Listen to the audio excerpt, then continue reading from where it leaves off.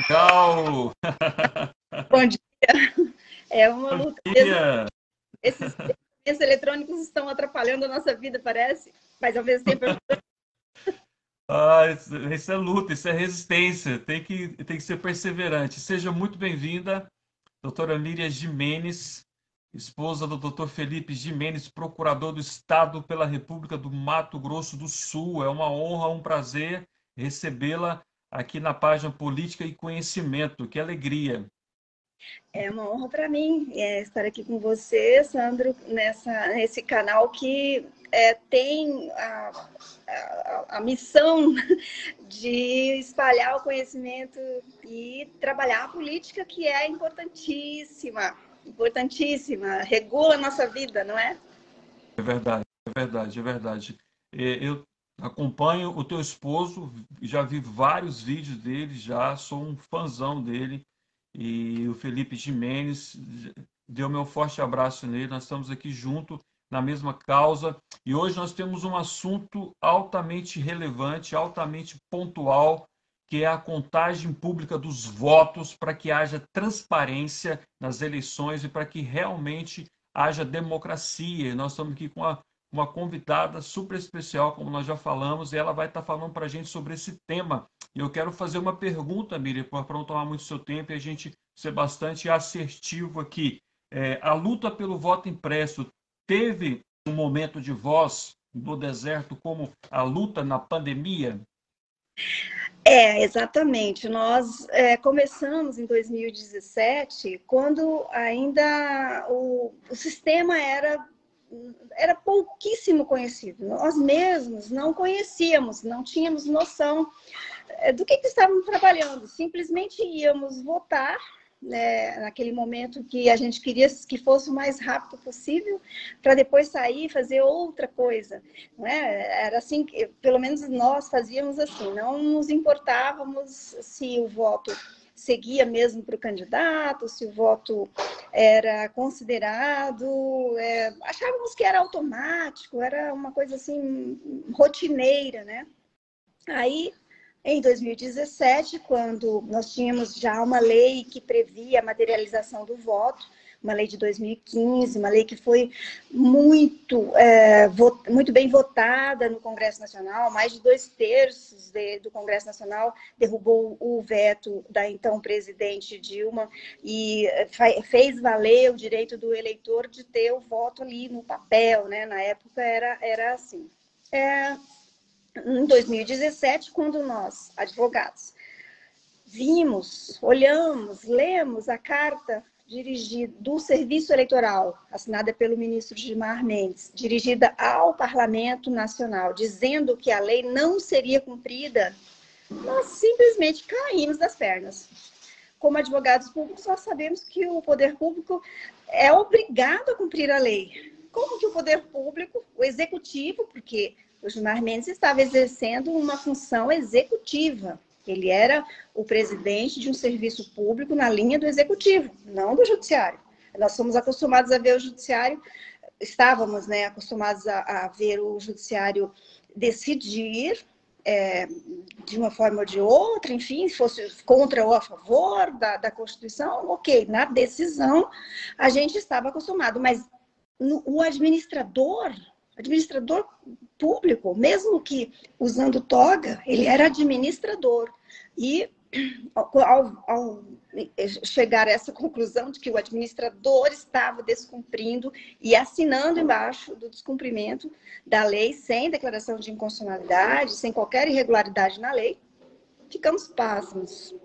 E aí começamos a verificar o assunto, a analisar por que é que o serviço eleitoral fazia do jeito que fazia, se isso era válido juridicamente, não tínhamos feito essa análise ainda, se estava correto tecnicamente, quais eram os problemas envolvidos, enfim, foi uma análise longa, ajudada, eu gostaria de destacar, ajudada em muito pelo pessoal que já vinha trabalhando o assunto, mas que estava ligado ao PDT. Não era uma equipe conservadora, é uma equipe do PDT. E aí nós olhamos todo o material, o doutor Amilcar Brunazzo, do Diego Aranha, do doutor Pedro Dourado de Rezende, da UNB. Uhum. Entramos em contato com esses dois últimos, porque o Diego Aranha, ele simplesmente, deixou todo o serviço dele no Twitter dele, fixado lá, e foi embora e disse que não queria mais saber do assunto, mas estava tudo registrado lá no Twitter do Diego Aranha. Então, esses três gigantes que trabalharam 20 anos nessa investigação e nessa análise, na análise dos programas, sempre na linha tecnológica, né? Esses três gigantes nos deram o subsídio que nós precisávamos nessa linha de verificação da máquina e do software. Vamos trabalhar a questão jurídica.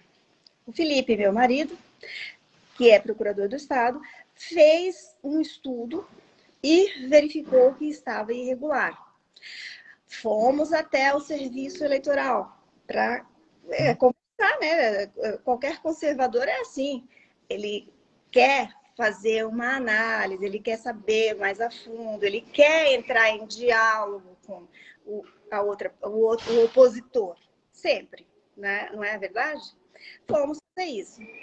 Qual foi a resposta que obtivemos? Que deveríamos confiar. Aí veio o novo choque, né? O novo choque, que somos pretensamente uma democracia. Confiar? Ué, mas isso não é próprio de uma democracia, não é? Isso é bem próprio de um regime confessional, né? Assim, normalmente os povos ligados ao islamismo têm esse regime, né? Que é hoje. Sim. E aí começou o nosso trabalho na tentativa de conversar com os juízes, com os promotores, com os advogados, com o próprio serviço eleitoral, enfim, nessa linha de conversa para ver o que nós chegávamos, mais como, no primeiro momento, como investigação mesmo. Será que esse meu espanto ele tem razão? Será que eu não estou equivocada? Era a nossa pergunta a respeito daquela chocante constatação. Duas chocantes constatações.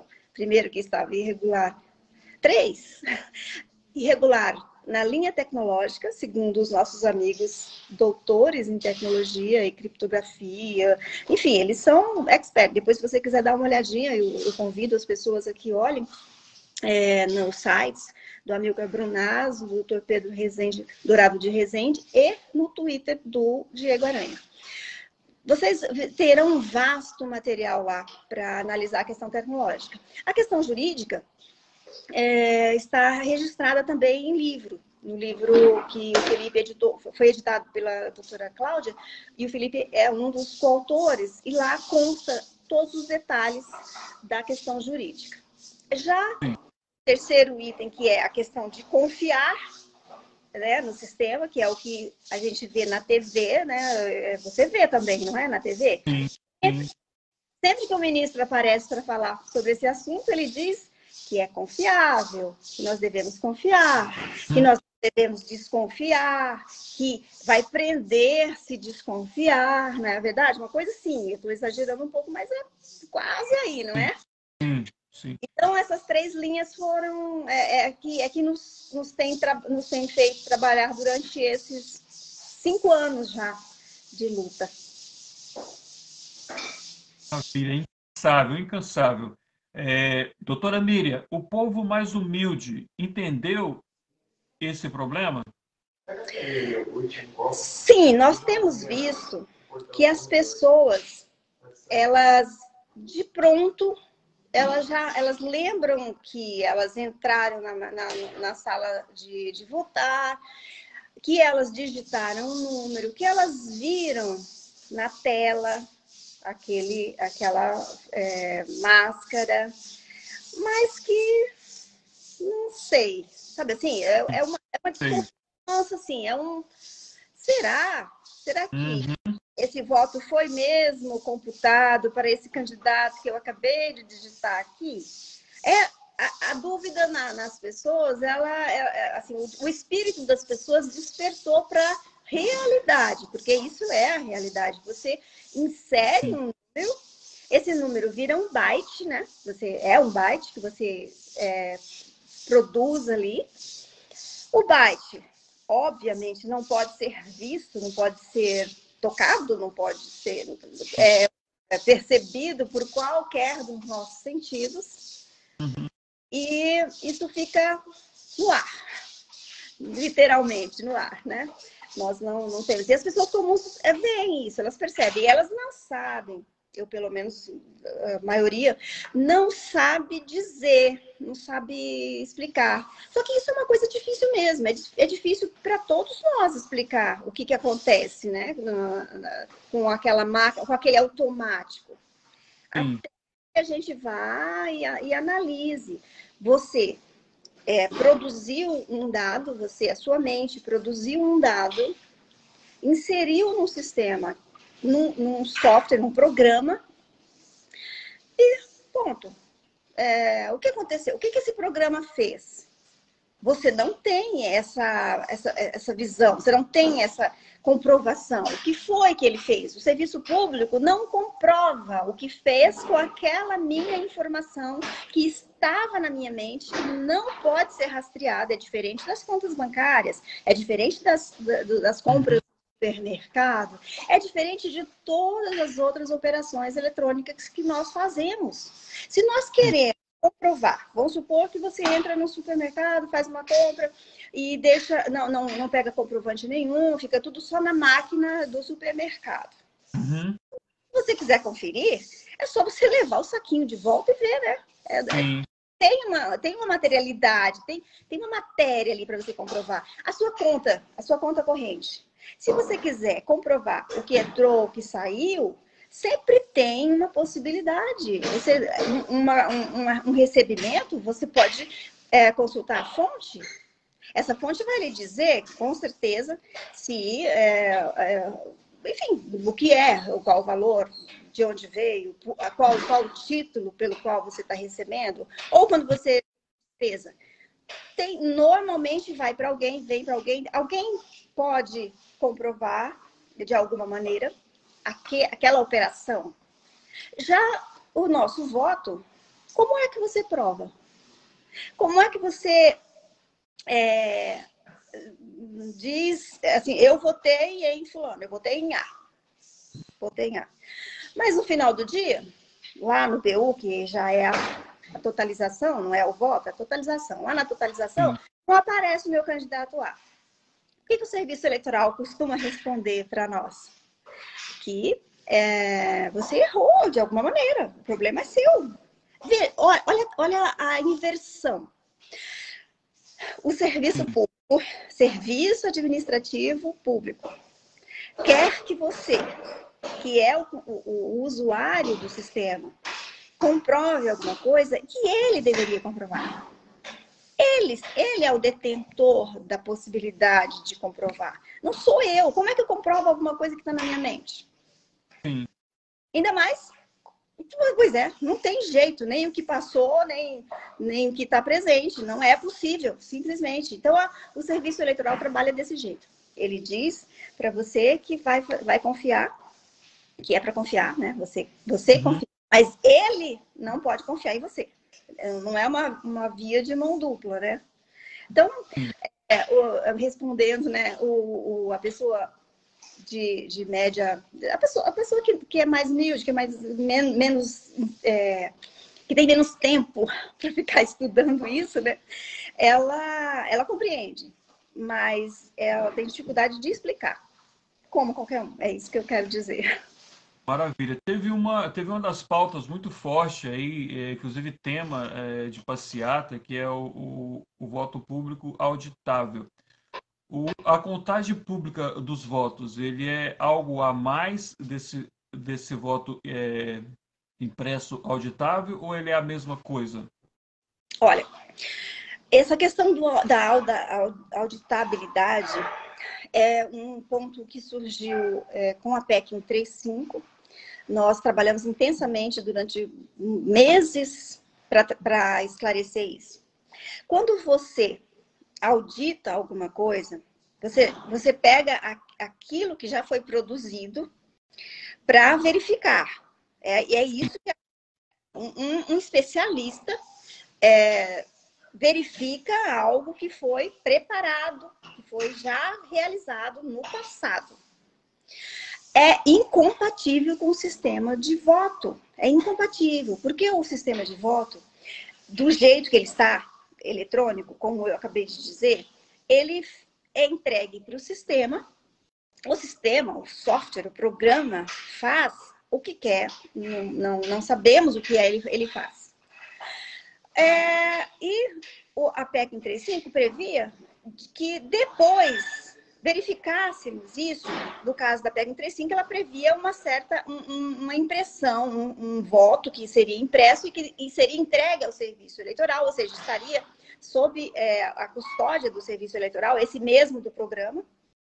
E ele teria uma série de dificuldades para você usar desse sistema e contratar alguém para auditar. Enfim, era você pegar o que existe e ter a possibilidade de que um técnico custeado por você mesmo, por quem quisesse essa verificação, que analisasse o passado daquela maneira. Acontece que o voto, ele precisa, segundo a Constituição, ser direto. Ou seja, a pessoa, o eleitor, precisa ter o controle, o comando daquele voto. Ele não pode ser indireto, ser colocado através do sistema, mesmo que haja uma possibilidade de depois verificar. O eleitor continua sem o controle, isso que eu quero dizer. Havia uma possibilidade que era bem difícil, porque ficou regulada de maneira bem complicada para o eleitor, né? E até para os partidos que têm dinheiro, que têm poder, né? Mas para o eleitor ficava impossível. Ou seja, na verdade, era uma pegadinha, porque colocava na Constituição a possibilidade de auditar só. E aí retirava todos os conceitos de sufrágio universal, voto direto, tudo que hoje nós sabemos o que é democracia, participação efetiva, ficava modificada pelo simples olhar de um técnico que seria contratado para aquele fim. Então, nós substituiríamos esse confiar, que hoje nós somos obrigados, no serviço eleitoral, nós teríamos um outro gancho, uma outra pessoa, um técnico, em quem nós deveríamos confiar, entende? A confiança continuaria.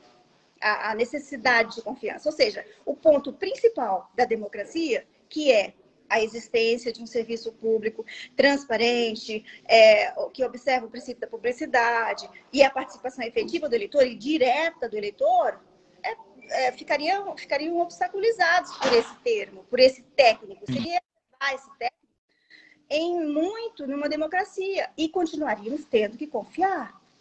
Ou seja, continuaríamos sendo um Estado confessional como estamos sendo hoje. Então, eu não sei se eu consegui apresentar esse tema, que é bem complexo. Eu estou resumindo, é bem complexo essa questão. Porque ele é técnico, né, doutora? Ele é bastante técnico, mas é fundamental para a nossa soberania, né? Para realmente a eficácia da democracia. Doutora, como os ouvintes e as pessoas que vão assistir essa live podem cooperar com esse projeto, com essa lei que já está tramitando? Vai ter quais são as ações? Eu compro essa causa e eu quero participar de uma forma ativa. Como que essa pessoa poderia participar? Quais são os passos que ela pode seguir para que ela possa interagir com vocês e conosco? Há um projeto de lei no Congresso Nacional, é o 943, está na Câmara, 3/2022, é de autoria do deputado Celso Russomano, que foi reeleito com bastante expressividade. Esse projeto, ele contém todos os elementos todos os conceitos. Então, a primeira coisa que eu peço para a pessoa interessada no assunto é que leia esse projeto. E aí, se por acaso não entender, entre em contato conosco na sua página mesmo, comigo lá no meu Instagram, no meu Facebook também. Entre em contato. Vamos conversar.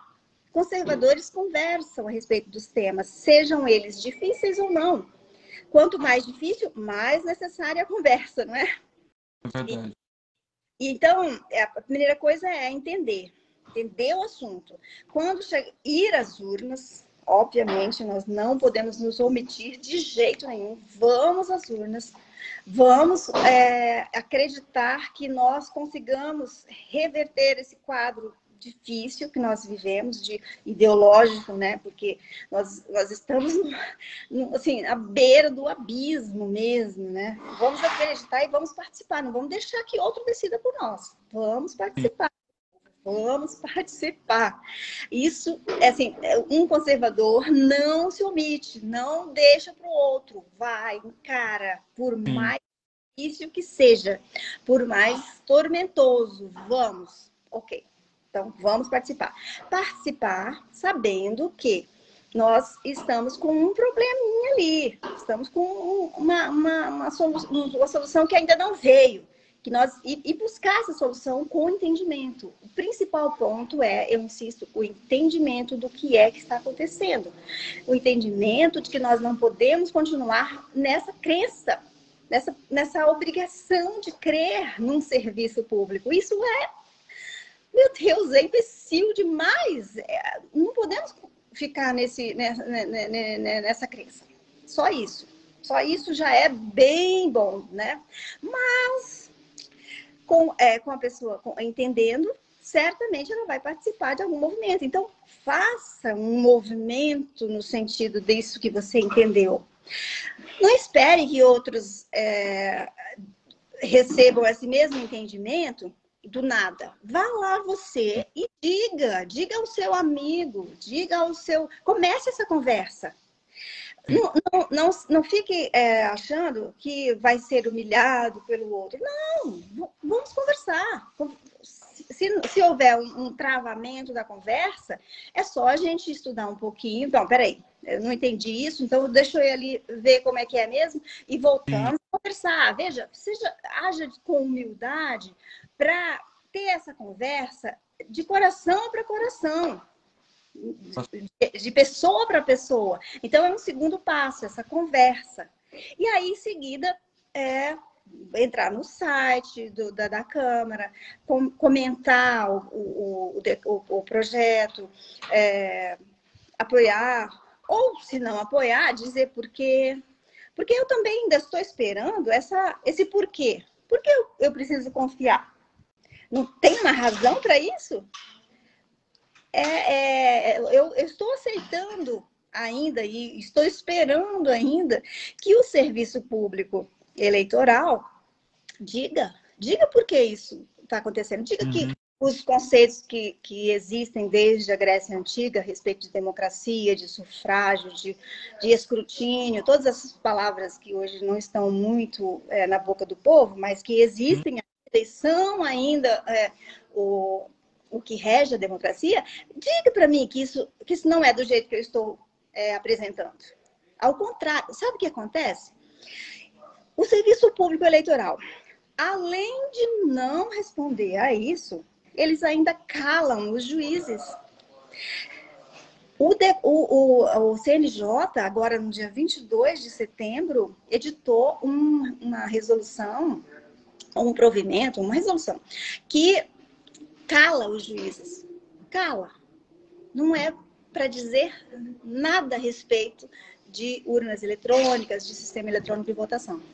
Isso diz alguma coisa, não é? Eu não vejo de uma maneira positiva esse calar dos juízes, sob pena de representação disciplinar.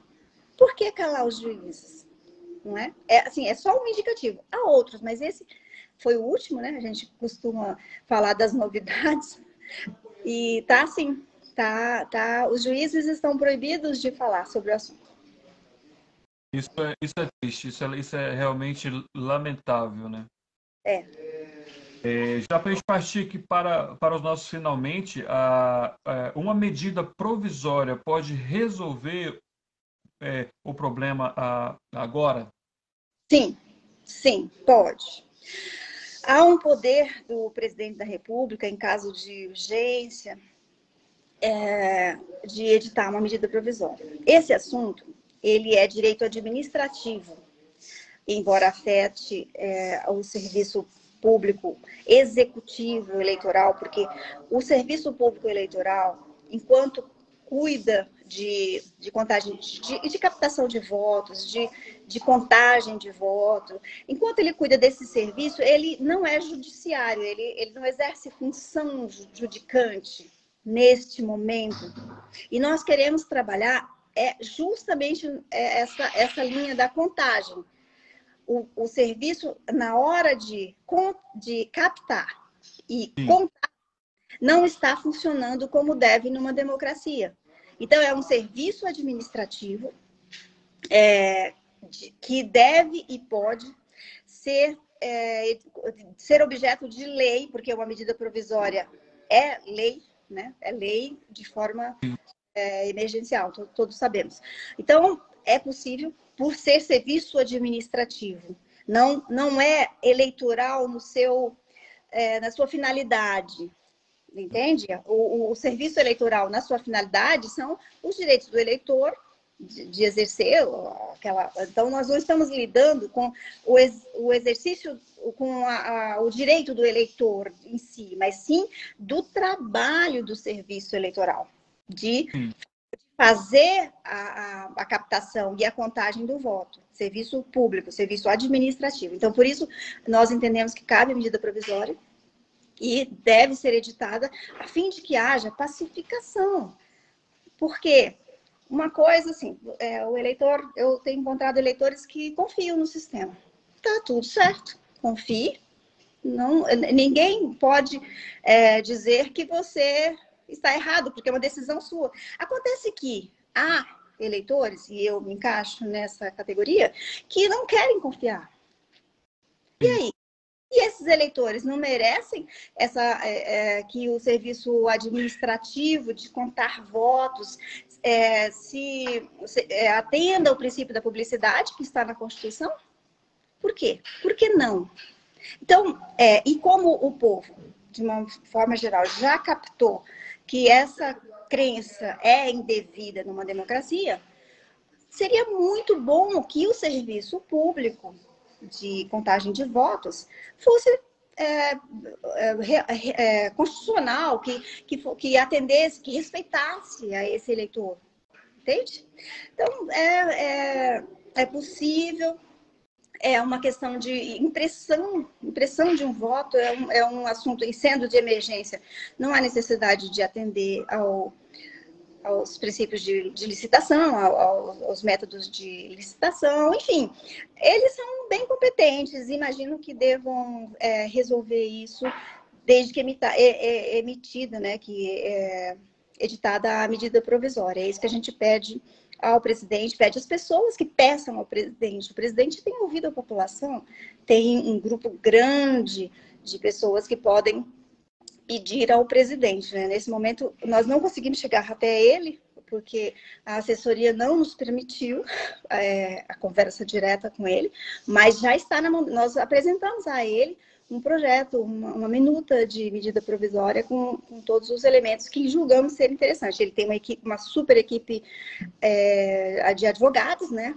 Especialmente a Advocacia Geral da União, que pode auxiliá-lo nisso, mas há necessidade de que haja essa pacificação nacional através dessa medida agora. Porque o Congresso Nacional está muito envolto nas eleições ainda, né? Eles estão, não sei se eles, de pronto, assim, deles mesmos fariam isso, e é mais difícil convencê-los, né? São 513 na Câmara e mais 81, ou seja, é bem mais complicado para o povo. Agora, o Bolsonaro não, ele já temos uma possibilidade maior de contato com ele através do povo, né? Se o povo entender e o povo pedir, imagino que ele faça. Maravilha, maravilha, então. Então, hoje nós temos duas grandes emergências, que é continuar trabalhando e para nós termos mais votos, né? Principalmente essas pessoas que não foram às urnas, né? Se é que não foram, né? Esses 30 milhões de brasileiros, e nós temos também essa pauta importantíssima, que é a contagem pública dos votos, para que nós assegurarmos a nossa democracia, para que realmente o voto venha a ser confirmado. Dessas duas grandes pautas, qual que a senhora acha que é a primeira? Olha, para mim, que estou na luta pela contagem pública de votos, é você... Porque, olha só, eu tenho uma figura de linguagem que é a seguinte. Você tem um balde que você precisa encher de água. O balde está furado. Qual é a necessidade maior? É tapar o furo do balde ou é encher de mais água o balde? Parece ser tapar os furos do balde.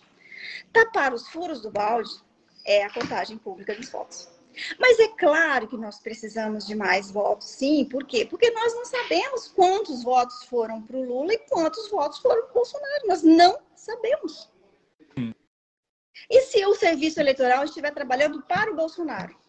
Estiver colocando mais os furos para o Bolsonaro? E se isso estiver acontecendo? É difícil, mas é a possibilidade, não é? Eu não quero que seja o serviço eleitoral que decida se é um ou outro. Nós estamos falando do segundo turno agora, né? Não quero que seja o serviço eleitoral, eu quero que seja o povo. Sim. Né? Então para mim, a urgência é tapar os furos desse balde. Claro que nós temos que trabalhar também a entrada da água, né, dos votos para o candidato que nós queremos. Fantástico, figura de linguagem. E eu amo essas ilustrações, que eu também sou pedagogo, e eu acho essa forma de ensinar através de figura de linguagem fantástico. E tá aí. Nós vamos deixar a live salva. Foi um prazer estar com você para a gente receber aqui. Nós estamos aqui à disposição dessa causa, que também é a nossa causa do povo patriota, que quer ver o Brasil continuar a prosperar e avançar. Tá certo. Muito obrigada. As suas considerações finais, nós vamos estar encerrando com elas. Tá. Eu peço às pessoas que atentem para este problema, porque a política, ela domina a nossa vida, ela comanda. Se há um problema com abastecimento, quem é que resolve? É a política. Se há um problema com as nossas crianças, né? Se há um problema com o ensino, hoje tudo depende dessa política. Então, é fundamental entrarmos nessa discussão. E a discussão que eu apresento aqui é comum a todos. Não beneficia nem desfavorece a um ou a outro. É um registro, só um registro. É o respeito ao eleitor, qualquer eleitor. Então, peço, considerem essa pauta. Analisem. O que eu apresentei aqui foi um resumo muito, muito rápido do assunto. Há muito mais a ser visto. Então, por favor, atentem para essa pauta, contagem pública dos votos. Obrigada. Está dado o recado aí de alguém que está vivendo isso, é uma especialista no assunto, está há mais de 5 anos, ela, juntamente com o teu esposo, Felipe Gimenez, que é procurador do Estado pelo Mato Grosso do Sul. Está aí, siga a doutora Miriam, compre essa causa e vamos estar juntos por um Brasil livre, por um Brasil próspero, por um Brasil onde nós temos orgulho de ser brasileiro e garantimos o futuro das nossas próximas gerações. Muitíssimo obrigado, dê um forte abraço no Felipe e nós estamos aqui trabalhando e orando e crendo que será atendido essa tão importante pauta, que é tampar esses furos do balde aí, porque senão ninguém dá conta. Obrigada, muito obrigada.